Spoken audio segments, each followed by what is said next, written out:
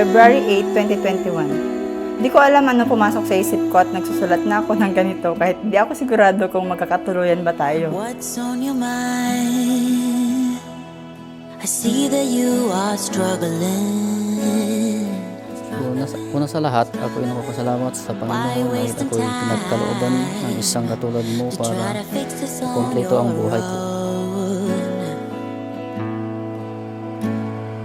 You said you'd be alright. Nag-hi ma'am lang noon, asawa ko na ngayon. Literal na tayo nagsimula sa hi ma'am at sino ka, kilala ba kita?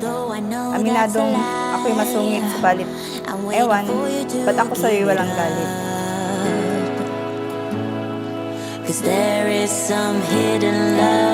Sa buong buhay ko, ayaw ko yung nag-decision kasi maraming bagay ang hindi ako sigurado.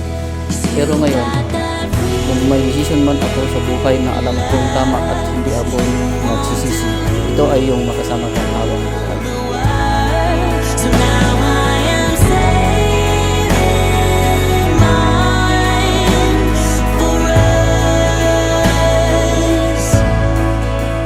From Sulu to Sultan Kudarat na halos 24 hours ang biyahe by water and land, sabi nila ang effort mo daw kaya malamang seryoso.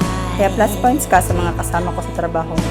Sa isip ko, Diyos ko, kung alam lang nila na may mas ine-effortan ka pa. Sabi nga nila, love is a choice. Pinili daw natin ang mga taong magugustuhan, mamahalin at maging parte ng ating buhay. Pinili kita noon hanggang sa araw na ito. Gusto kong malaman mo na ulit-ulit ang pilitin lahat ng bagay at taong minahal mo ay mamahalin at pinipili ko rin.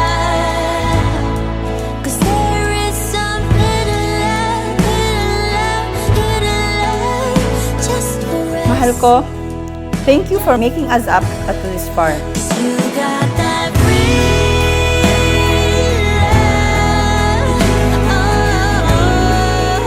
Mr. Leopoldo Paglan Banyas Jr. I love you then, I love you now, I love you always. Kapag ito narinig mo, sigurado mag-asawa na tayo. I love you, mahal. Oh, may anniversary na tayo, ha? Kapag ito nakalimutan mo, World War III na talaga. Hayaan mo may barandam ko sa iyo lahat ng ating rason kung bakit. Bukas at sa mga susunod ko pang mga araw.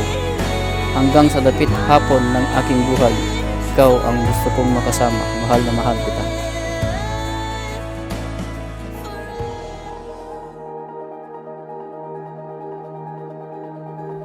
These days, they fill with color. They're sewn together, and now they're holding us. This place, like a painted vision, and now our intuition gives us hope of what's to come.